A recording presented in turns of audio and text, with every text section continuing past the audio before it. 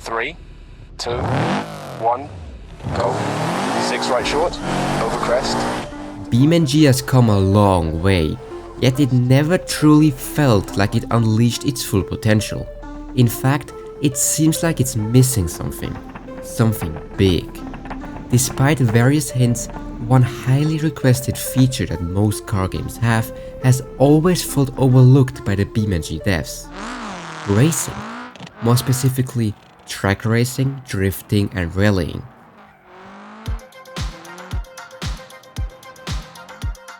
With update 0.35, that is now a thing of the past. Well, sort of.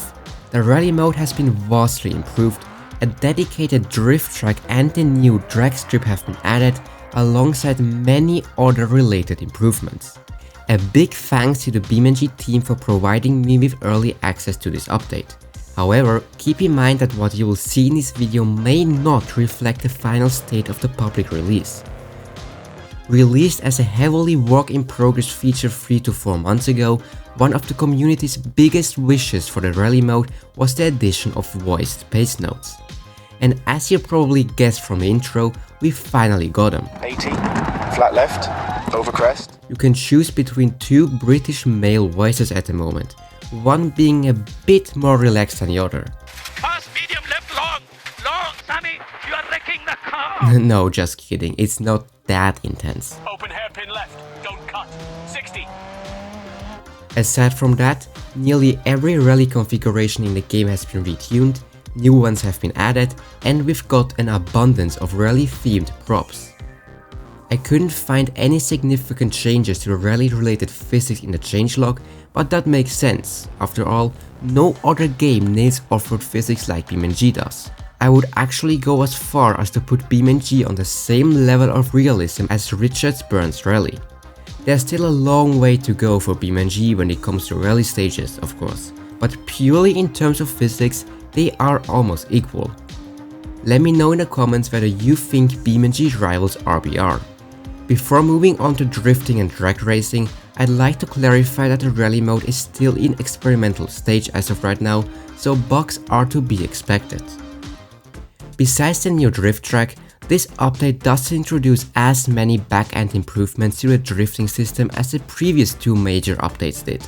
However, drift zones are no longer exclusive to West Coast, they can now be found across various maps, which is especially interesting considering a possible career mode expansion in the future. Additionally, the Total Drift Points UI app has received a modern look and updated sounds. Lastly, the scoring system, including crash detection, has been revamped yet again to allow for a smoother experience. Things get even more interesting when we take a look at the drag racing updates though. Not only did Hirochi Raceway receive a drag strip, but there's also a new UI app that displays the lights on a drag race stream. AI opponents now have a random reaction time for more realistic and immersive gameplay. On the topic of immersion, the performance index of your vehicles in the career mode preview can be assessed in real time via a new menu. It takes acceleration, speed, power and brake force into account. This lays the foundation for super cool features, such as equally balanced AI opponents in missions. We'll look at more career mode related changes in the last section of this video. So, as you can see, update 0.35 isn't the fully fledged racing update many of us have been waiting for, especially due to the lack of drag racing content. However, it still marks a significant step towards BeamNG becoming a true racing sim. The overall shift seems to be moving from trucking towards various types of racing, and that's awesome news for the future if you ask me. The long-awaited remaster of the Hirochi Sunburst is easily the biggest addition in this update. I haven't had enough time to test all of its configurations, customize parts and push its limits to give a full review just yet. However, I can guarantee you that the attention to detail is on par with the depth quality we've come to know and love.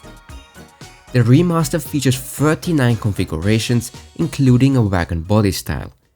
But there's one configuration I'd like to talk about in more detail. It's simply called Off-Road. At first glance, it might not seem like anything special, And to be fair, a large percentage of the player base might never notice it. But if you're an active member of the community and follow the private social media account of Jared, BeamNG's lead vehicle artist, then you might already know what I'm talking about. This configuration resembles his real-life Subaru. In an interview with Traction GG, he mentions how neat it is to have your own car in a game you're working on. But that's not all. The Sunburst now has something no vanilla BeamNG vehicle has ever had before. I'll give you a second to think. It's right there on the screen. Yep, it has fuel caps.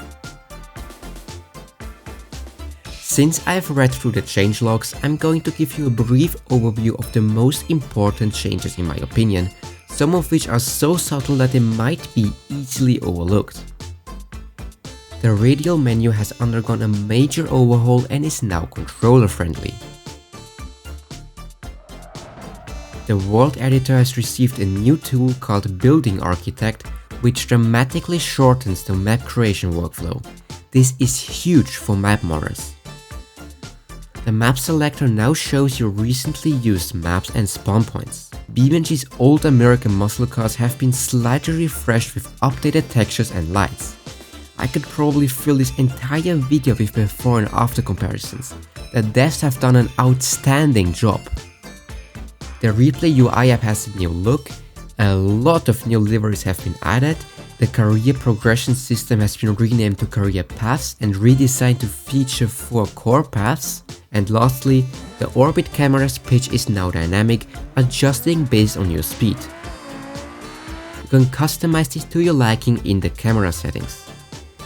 If you find any other changes that weren't mentioned in the changelog, let me know in the comments.